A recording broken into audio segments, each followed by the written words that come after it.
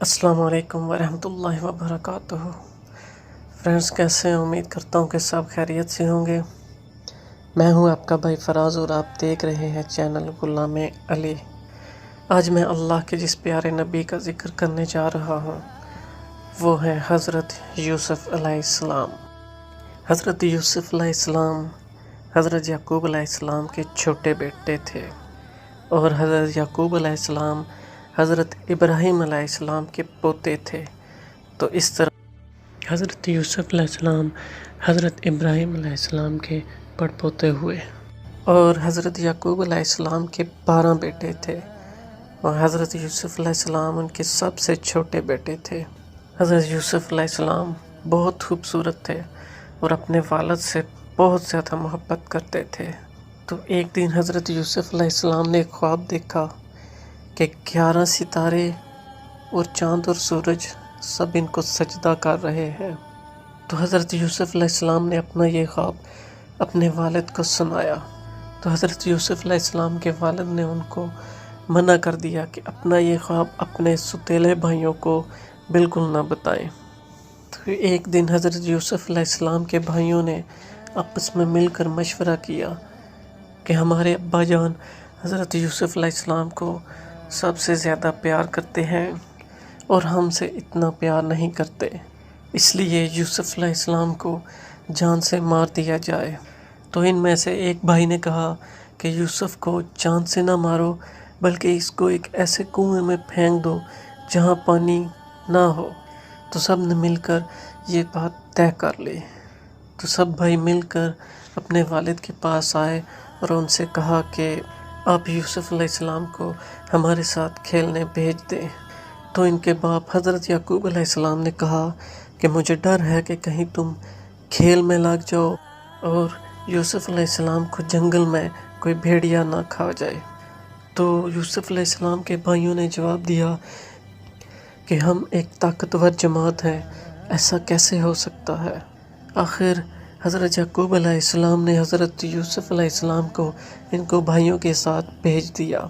تو ان کے بھائیوں نے ان کو اپنے ساتھ لے جا کر ایک کنویں میں پھینک دیا اور رات کو روتے ہوئے گھر واپس آ گئے اور کہا کہ ابا جان، ہم سب آپس میں دوڑ لگا رہے تھے اور یوسف علیہ السلام ہمارے سامان کے پاس بیٹھے تھے کہ ایک بھیڑیا آیا اور یوسف علیہ السلام کو کھا گیا، اور ثبوت کے لیے ایک کرتا خون لگا کر اپنے باپ کو دکھایا۔ بوڑھے باپ کیا کرتے، صبر کیا اور خاموش ہو گئے، لیکن اپنے بیٹے کی جدائی میں روتے رہے۔ جس کنویں میں حضرت یوسف علیہ السلام کو پھینکا تھا، اس کے قریب ہی ایک قافلہ آیا اور انہوں نے پانی نکالنے کے لیے ڈھول کنویں میں ڈالا اور دیکھا کہ ایک خوبصورت لڑکا کنویں میں ہے۔ تو انہوں نے حضرت یوسف علیہ السلام کو باہر نکال لیا، اور جب یہ قافلہ مصر پہنچا تو وہاں کے بادشاہ نے ان قافلے والوں کو تھوڑی قیمت دے کر بچہ خرید لیا اور اپنی بیوی زلیخا سے کہا کہ اس کو پالو، ہو سکتا ہے کہ ہم اس کو اپنا بیٹا بنا لیں۔ حضرت یوسف علیہ السلام وقت گزرنے کے ساتھ ساتھ جوان ہو گئے اور ان کی خوبصورتی، وجاہت اور عقل مندی اور بڑھ گئی۔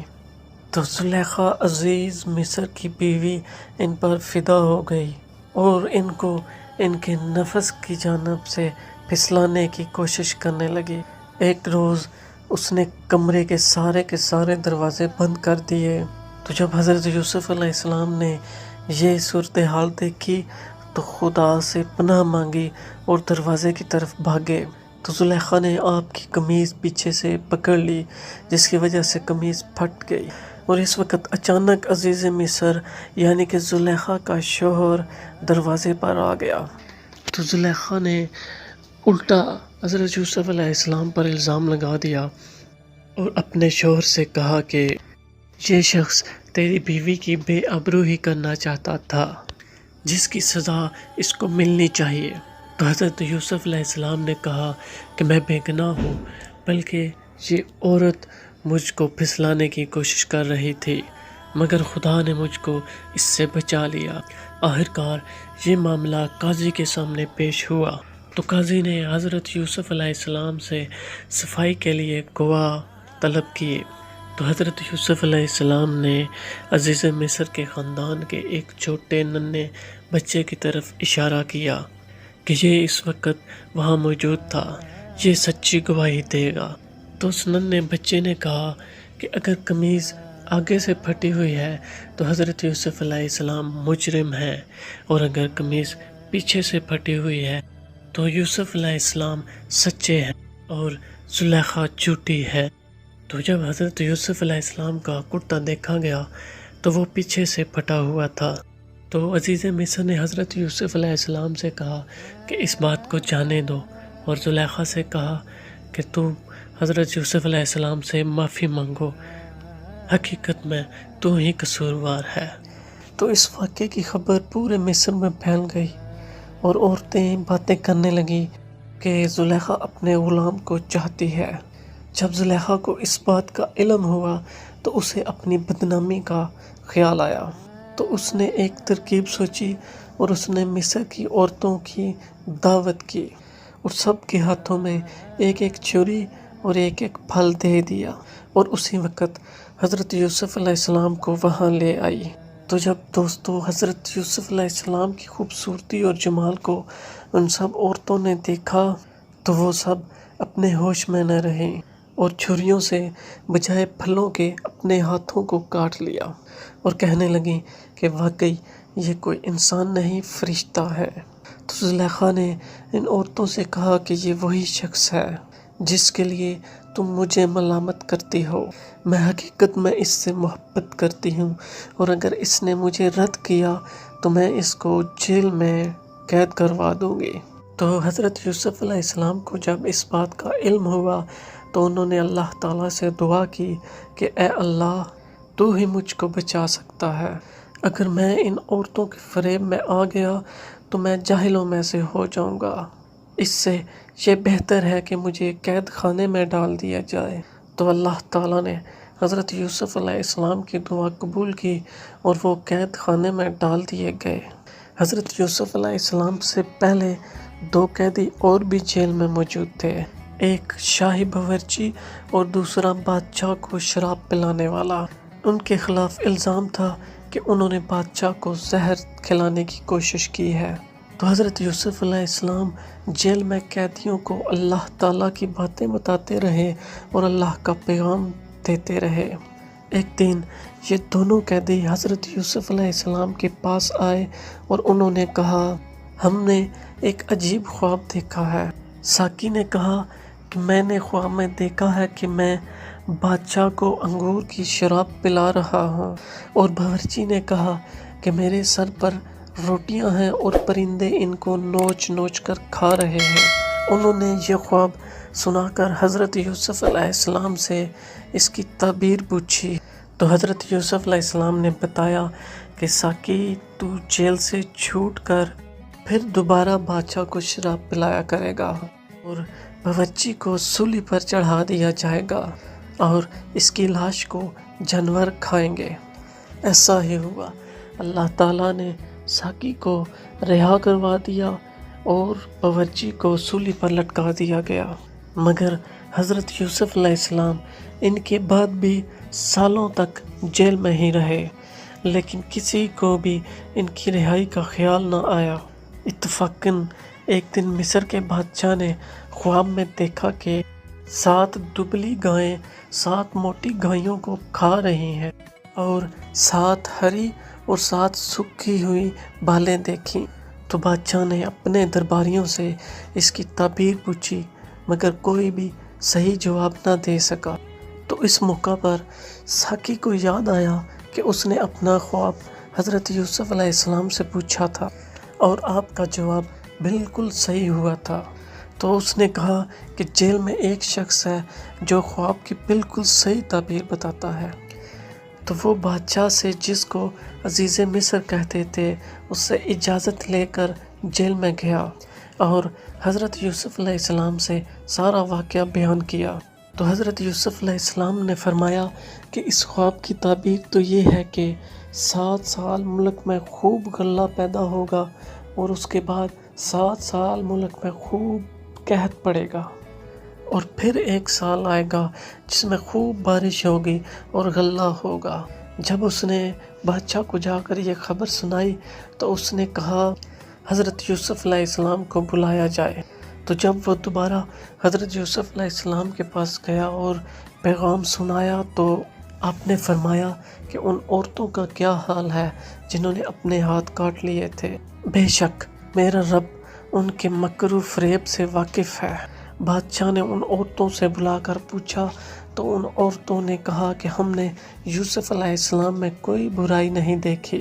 یہ سب دیکھ کر زلیخا بھی بولی کہ اب جب حق سب کے سامنے ظاہر ہو گیا ہے، سچ بات یہ ہے کہ میں نے ہی یوسف علیہ السلام کو ورگلایا تھا اور وہ بالکل سچا ہے۔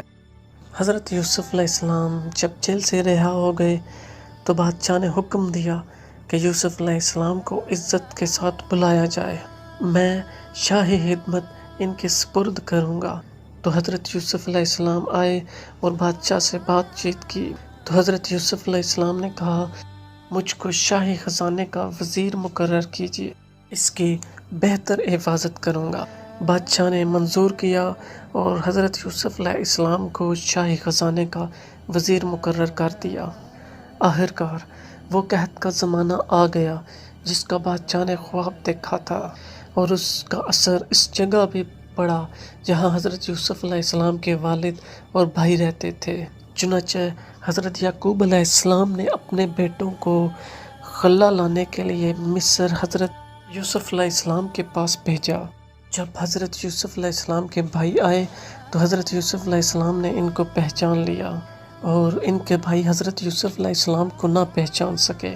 حضرت یوسف علیہ السلام نے ان کو غلہ دیا اور کہا کہ اگلی دفعہ آؤ تو اپنے دوسرے بھائی کو بھی ساتھ لے کر آنا، ورنہ میں تم کو غلہ نہیں دوں گا، اور اپنے ملازمین سے کہہ دیا کہ جو قیمت انہوں نے غلے کی دی ہے چپکے سے وہ بھی ان کے سامان میں رکھ دو تاکہ وہ پھر مصر آئیں۔ جب یہ لوگ اپنے شہر کنعان پہنچے تو اپنے باپ حضرت یعقوب علیہ السلام سے کہا کہ ابا جان اب کے ہمارے ساتھ بھائی کو بھیجیے، ورنہ ہمیں غلہ نہیں ملے گا اور ہم اس کی خوب حفاظت کریں گے۔ جب انہوں نے اپنا اسباب کھولا اور اس میں اپنی ساری رقم دیکھ کر وہ بہت خوش ہوئے۔ پھر باپ سے کہا کہ دیکھیے شاہ مصر نے ہماری ساری رقم واپس کر دی، آپ ہمارے ساتھ بھائی کو ضرور بھیجیں، ہم اس کی خوب حفاظت کریں گے اور ہم کو سامان بھی زیادہ ملے گا۔ تو حضرت یعقوب علیہ السلام نے فرمایا کہ جب تک تم اللہ کا عہد مجھے نہ دو کہ تم اس کی حفاظت کرو گے اور اس کو سب کے ساتھ رکھو گے، اس وقت تک میں اس کو تمہارے ساتھ نہیں بھیجوں گا۔ آخرکار سب بھائیوں نے عہد کیا تو حضرت یعقوب علیہ السلام نے ان کو نصیحت کی کہ تم سب ایک دروازے سے داخل مت ہونا۔ آخرکار جب یہ سب علیحدہ علیحدہ دروازوں سے داخل ہوئے تو حضرت یوسف علیہ السلام نے اپنے سگے بھائی کو بتایا کہ میں تمہارا سگا بھائی ہوں اور میں تم کو اپنے پاس رکھوں گا۔ تو جب ان کا سارا سامان تیار ہو گیا تو حضرت یوسف علیہ السلام نے اپنا ایک برتن اپنے سگے بھائی کے سامان میں چپکے سے رکھوا دیا اور اعلان ہوا کہ شاہی کٹورا گم ہو گیا ہے، جس کسی نے بھی لیا ہے وہ دے دے تو اس کو 1 اونٹ غلے کا انعام دیا جائے گا۔ تو سب بھائیوں نے انکار کیا۔ بادشاہ کے سپاہیوں نے کہا کہ جس کے سامان سے نکلے اس کو روک رکھیں، اس کی یہی سزا ہے اور ہمارے ملک کا قانون بھی یہی ہے۔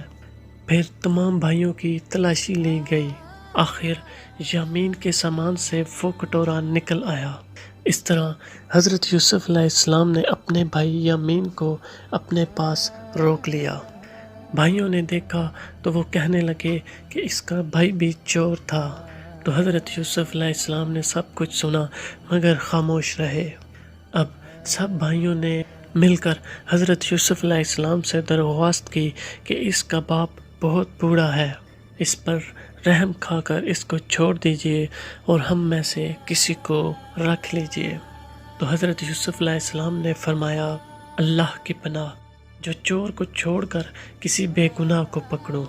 جب یہ لوگ مایوس ہو گئے تو سب نے مل کر مشورہ کیا کہ اب کیا کرنا چاہیے۔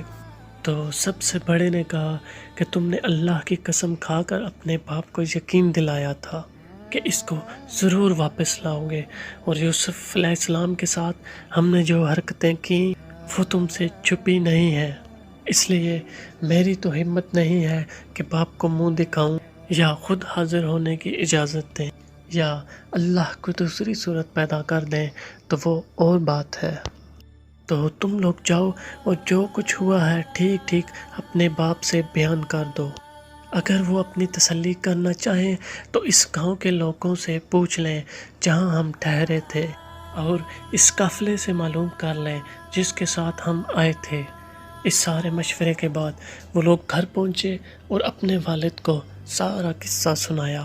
تو حضرت یعقوب علیہ السلام نے سنتے ہی فرمایا کہ تمہارے دلوں نے یہ بات گھڑی ہے، بہرحال صبر اچھا ہے، امید ہے کہ اللہ ہم سب کو ایک جگہ جمع کر دے گا، وہی خوب جانتا ہے کہ یہ کیا ہو رہا ہے، اور ان سے دوسری طرف رخ کر لیا۔ حضرت یوسف علیہ السلام کے غم سے ان کی آنکھیں سفید ہو گئی تھیں۔ تو یوسف علیہ السلام کے بھائیوں نے کہا کہ ابا جان، آپ تو یوسف علیہ السلام کی یاد میں گھل جائیں گے اور جان دے دیں گے۔ انہوں نے فرمایا کہ میں اپنی شکایت تو صرف اللہ سے کرتا ہوں، اور میں ایسی باتیں جانتا ہوں جن کی تمہیں کوئی خبر نہیں۔ جاؤ یوسف علیہ السلام کو اور ان کے بھائی کو تلاش کرو، وہ مصر میں کہیں نہ کہیں مل جائیں گے، اللہ کی رحمت سے نا امید ہونے کی کوئی وجہ نہیں۔ تو دوستو، ایک بار پھر سب بھائی مل کر مصر پہنچے اور حضرت یوسف علیہ السلام سے اپنے گھر والوں کی بری حالت بیان کی، اور کہا کہ ہم اپنے ساتھ بہت تھوڑا سا مال لائے ہیں اور چاہتے ہیں کہ آپ ہمیں پورا غلہ دیں۔ تو جب حضرت یوسف علیہ السلام نے اپنے گھر کا یہ حال سنا تو وہ بے تاب ہو گئے، ان سے رہا نہ گیا۔ تو حضرت یوسف علیہ السلام نے فرمایا کہ کیا تم جانتے ہو کہ تم نے یوسف اور اس کے بھائی کے ساتھ کیا سلوک کیا ہے؟ تو بھائیوں نے بڑی حیرانگی اور نہایت تعجب کے ساتھ پوچھا، کیا آپ ہی یوسف تو نہیں ہیں؟ تو حضرت یوسف علیہ السلام نے فرمایا، ہاں میں ہی یوسف ہوں، اور یہ میرا بھائی ہے۔ اللہ نے ہم پر بڑا احسان کیا۔ بے شک جو شخص نیک زندگی بسر کرتا ہے اور صبر سے کام لیتا ہے، اللہ تعالیٰ اس کا بدلہ اس کو ضرور دیتا ہے۔ جب تمام بھائیوں کو یقین ہو گیا کہ جس کے دربار میں ہم سب کھڑے ہیں وہی ہمارا بھائی یوسف ہے، تو سب بھائیوں نے مل کر اپنے تمام گناہوں کا اقرار کیا۔ تو حضرت یوسف علیہ السلام نے فرمایا، تم کوئی فکر مت کرو، تم پر کوئی الزام نہیں، اللہ تمام گناہوں کو معاف کرے، بے شک وہی سب سے زیادہ رحم کرنے والا ہے۔ جاؤ میرا کرتا میرے باپ کے چہرے پہ ڈال دو، ان کی آنکھوں کی بینائی واپس آ جائے گی، اور پھر سب کو یہاں لے آؤ۔ ادھر قافلہ روانہ ہوا تو ادھر حضرت یعقوب علیہ السلام نے سب گھر والوں کو یہ خوشخبری سنا دی کہ مجھے یوسف علیہ السلام کی خوشبو محسوس ہو رہی ہے۔ انہوں نے سنا تو کہا، تمہارے اوپر بس ایک ہی بات سوار ہے۔ آخرکار قافلہ آ گیا تو یوسف علیہ السلام کا کرتا ان کے سامنے رکھ کر ان کو تمام حالات سنائے۔ تو حضرت یعقوب علیہ السلام نے گھر والوں سے کہا، دیکھا میں نے تم سب سے نہیں کہا تھا؟ آخر سب بیٹوں نے مل کر اپنے تمام گناہوں کی آپ سے معافی مانگی اور سب مصر کی طرف چل دیے۔ حضرت یوسف علیہ السلام سے ملاقات ہوئی تو انہوں نے اپنے ماں باپ کو اپنے پاس ٹھہرایا اور کہا کہ خدا چاہے تو مصر میں امن اور آرام کے ساتھ رہیے۔ پھر ان کو اپنے ساتھ تخت پر بٹھایا، سب کے سب بھائی شاہی آداب بجا لائے۔ آپ نے فرمایا، یہ میرے خواب کی تعبیر ہے، اللہ نے اسے سچ کر دکھایا۔ اللہ نے مجھ پر بڑا احسان کیا، جو مجھے قید سے چھڑایا، اور شیطان نے جو فساد میرے اور میرے بھائیوں کے درمیان ڈال دیا تھا، اور آپ سب کو دیہات سے یہاں لے آیا۔ بے شک میرا رب خیر کی حکمت جانتا ہے۔ اے میرے پروردگار، تو نے مجھے حکومت دی، باتوں کا مطلب سمجھا دیا۔ اے زمین و آسمان کے پیدا کرنے والے خدا، تو ہی دنیا اور آخرت میں میرا کام بنانے والا ہے۔ مجھے مسلمان ہی مارنا اور نیک بندوں کے ساتھ ملا دینا۔ غرض ایک عرصہ تک حضرت یوسف علیہ السلام اللہ کے بتائے ہوئے قانون کے مطابق مصر پر حکومت کرتے رہے، لوگوں کو اللہ کی طرف بلاتے رہے، برائیوں سے روکتے رہے، بھلائیوں کو پھیلاتے رہے، ملک مصر کو اچھائیوں سے بھر دیا اور بالآخر اللہ کی طرف چل دیے، یعنی کہ آپ کی وفات ہو گئی اور آپ مصر میں دفن ہیں۔ تو دوستو دیکھیے حضرت یوسف علیہ السلام کو بھائیوں کی وجہ سے کیسی کیسی تکلیفیں اٹھانی پڑی، اندھیرے کنویں میں رہے، غلام بنے، جیل خانہ میں رہے، لیکن جب یہ سب اللہ کی آزمائشیں پوری ہو گئیں اور اللہ پاک نے ان کو مصر کا بادشاہ بنا دیا، تو حضرت یوسف علیہ السلام نے بھائیوں سے کوئی بدلہ نہیں لیا، بلکہ اللہ تعالیٰ سے ان کے گناہوں کی معافی کے لیے دعا کی اور خود بھی ان سب کو معاف کر دیا۔ بچوں اور بھائیوں کے ساتھ یہی سلوک کرنا چاہیے۔ قرآن پاک میں ایک دوسری جگہ ہے جس کا مطلب یہ ہے کہ اگر تمہارے ساتھ کوئی زیادتی کرے اور تم اس کے بدلے میں اس کے ساتھ نیکی کرو اور بھلائی کرو تو وہ دشمن تمہارا ایک دن حقیقی دوست بن جائے گا۔ اللہ پاک سے دعا ہے کہ اللہ تعالیٰ ہم سب کو ایک دوسرے کی غلطیوں کو معاف کرنے کی توفیق عطا فرمائے، برداشت اور صبر عطا فرمائے، اور ہم سب کو ہدایت کی راہ پر چلنے کی توفیق عطا فرمائے، نماز پنجگانہ ادا کرنے کی توفیق عطا فرمائے۔ دوستو اسی کے ساتھ اجازت چاہتا ہوں، دعا میں یاد رکھیے گا۔ اگلی ویڈیو میں انشاءاللہ پھر ملاقات ہوگی۔ السلام علیکم ورحمۃ اللہ وبرکاتہ۔